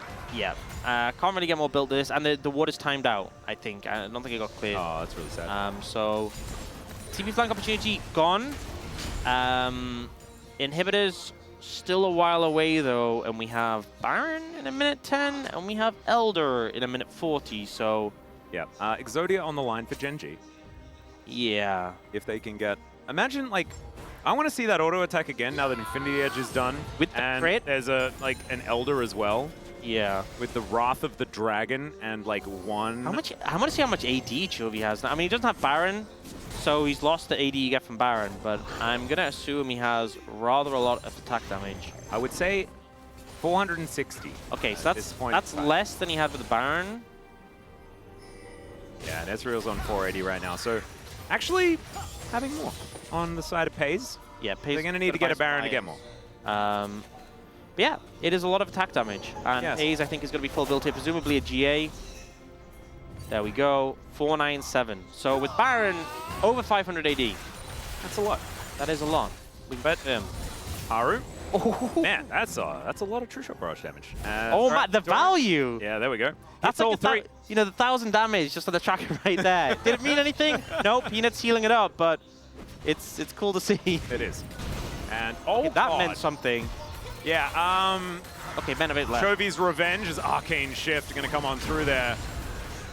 Okay, he's timing it so that even the buffer doesn't come on through as GENG, they're already getting to work on this. This does not last very long at all. I mean, Hummerlight, if you want to do something, you have to get there right now. Otherwise, it is just gone. Weaver's Wall going to push them away. And Zeka getting 1v1. The Buster Shot comes down onto Pays. True Shot Barrage going to miss. But it's Chovy just tidying up the rest of them. Delight goes down once again, and Hummerlight Esports find them without a support. And also without an opportunity for a Baron. GENG are wearing that one, and Doran is going to get slowed down. Pays chasing after him, Mystic Shot after Mystic Shot, and the flash forward. Peanut is the one that's now taking all the damage, and Doran, I don't think he can avoid this. Keen jumping on in, there's an ulti once again from Viper. But Chovy is just doing too much damage. He looks at him, and he's at threat of death as Pays is going to take matters into his own hands down to the GA. Pays very, very low. True Shot Barrage going to come through. Peanut on the fountain, and boom goes the Zeri. His first death is on the Nexus as his inhibitors respawn, and GENG need to take a little bit more time before they finish this game. Gonna try and get Peanut. It's Canyon diving onto the fountain, and he won't even die as he goes golden in the end. GENG 2-0, but they had to work for it. Definitely felt like more of a battle, but man, even though we had this super fed Zeri on the enemy team, it still felt like they just couldn't find the way in. It felt like such a battle for GENG to get over the line, but in the end, they ended up coming out ahead. And the fact that that was the harder game, and it still felt like, you know, the 7-0 Zeri couldn't do anything. It just feels like, what more do you need? You know, they got the early Fierce Blood level 1. They ended up getting the Fed Zeri. They ticked a lot of the boxes. I think Delight had a really rough time. They just punished him constantly. And GENG, you know, can anyone beat them at this point is the question I'm asking. Well, so far the answer is no, absolutely not. No one can beat them apart from KT. That's just the actual answer because they did it in spring, but that's the only evidence we have of them being fallible. Apparently they're undefeated in scrims as well, so even in practice they can't lose. You know what, I can believe it. Yeah. I think it's David Freak Turley. He's the only one that can beat GENG right now. He needs to do something to stop this from being the way you're supposed to play League of Legends, because I think GENG were already built for exactly the meta we're in right now, and it is only getting better with time as they perfect it. You know what? I think the big thing for me is, obviously, we saw in spring, like, Canyon and Chovy did well together, but Canyon was playing this sort of tank jungle role. I think a lot of people had question marks about this pairing. You know, will Chovy just steal all the farm from Canyon? Is Canyon just going to be on tank duty? A lot of people were like, I'm not sure, we'll work together. It's working very well. It is. In this meta in particular, feels like these two do so much work. The pace they set in the game isn't necessarily always the fastest, but it just feels like insurmountable at times. And here, we had so many good fights from Life Esports. I really felt like this was going to go to 3. This was going to be the game. You know, they had the good early skirmish, and it just felt like the air slowly leaked out over the course of the game, which is insane when you have a fed Zeri. Like, it's so rare to have a Zeri this fed in Viper's hands And I don't think Viper misplayed, and they lost. And I think that there will be probably some criticism levied towards him because you just see it. You see the fact that it was 7-0-0, why didn't you just solo carry? But I think that you're exactly right. I didn't see the angle. Because if Delight goes in and instantly pops, like Zeri needs peel, right? She needs chaos to be created. And if GENG are in a phalanx, if they're in position to be able to play front to back, the Zeri doesn't work in the same way. Yeah, and I think for me, I mean, this play was obviously fantastic from Viper, finding this angle on Chovy. But I think for me, this is where I really find issue with the Nidalee. And Peanut did a lot of damage, right? You know, it has value in the early skirmishes. But when it came to these team fights, it was useless. You know, you were a heal bot and occasionally a poke bot. But when you have particularly this Tristan Zeri, there is so many junglers who would have more value here. Yeah. And I think that is kind of the problem for me. It's not Nidalee in and of itself, but when you put Nidalee and Trist together, Nidalee, Trist, Zeri, and it just ends up being a bad time. Delight was the only tank in this game. They didn't have a Skarner, they didn't have Xante.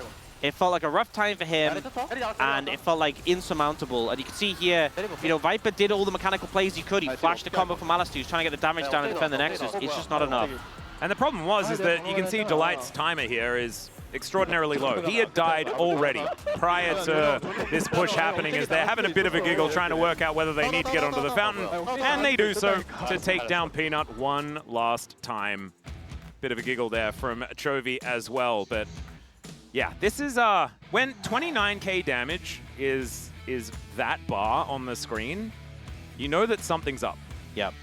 A lot of damage done by a lot of people, and I feel like the problem is it just didn't stick for Hanwha Life Esports. You know, that tanky front line felt really hard to deal with. And, you know, I feel like you can easily look at draft and criticize bits here and there. I don't think it's specifically a draft issue, but I feel like to beat GENG, everything has to be perfect. You need like the perfect draft, you need edge there, you need perfect play, you need a win skim.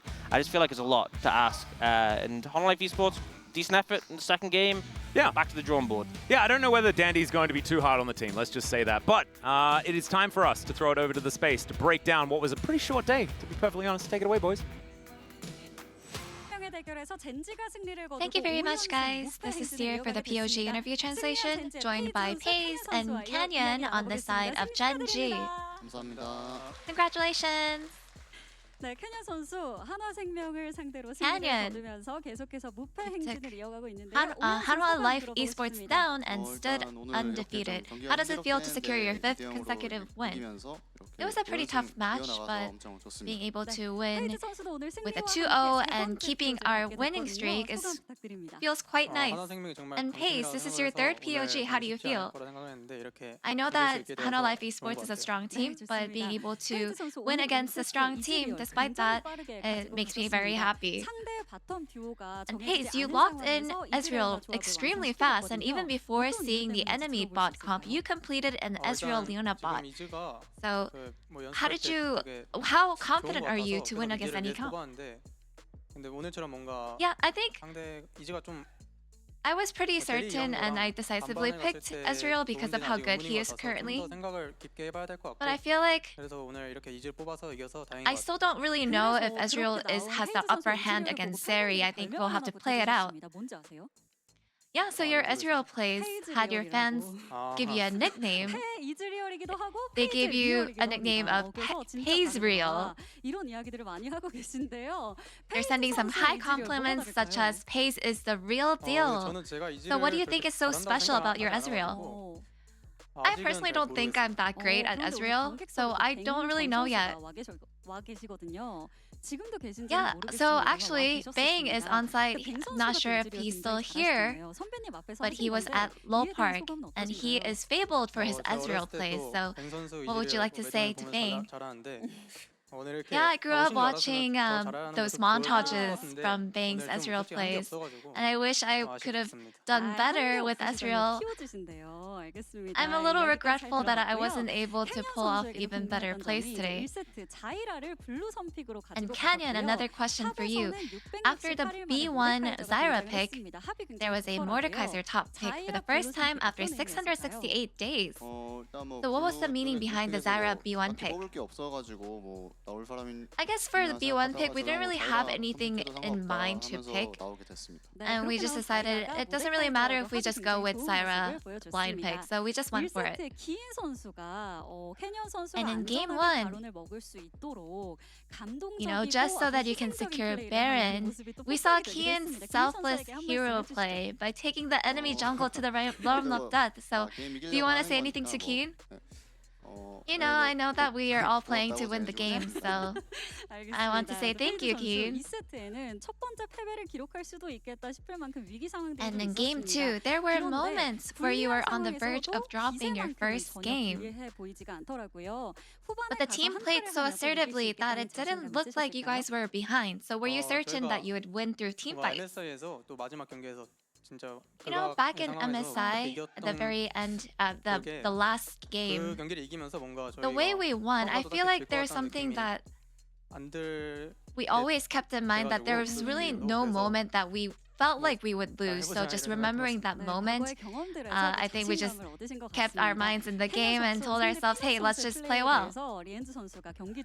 And Lihan, you know, in response to Peanut's Nidalee plays, he said, I'm about to lose my mind. So how much of a threat was the Nidalee spears?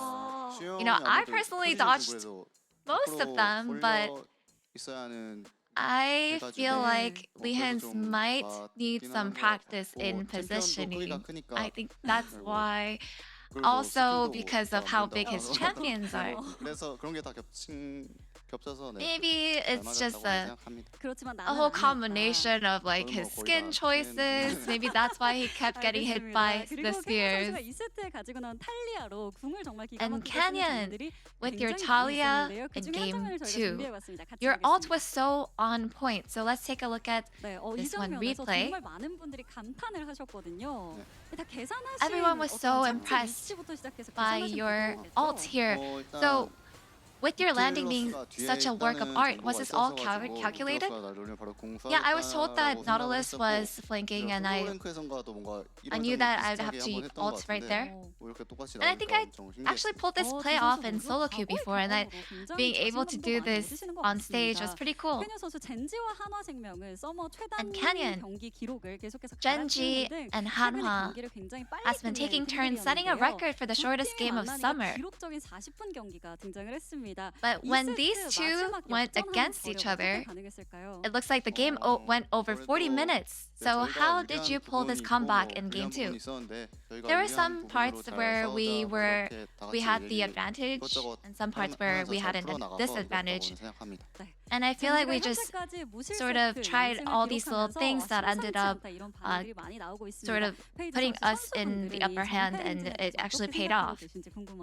And Paze, what are your thoughts on GENG's undefeated run? I don't think I just have been paying too much attention to it. But I've been putting in my absolute best in every game, so I think that's why we're so good.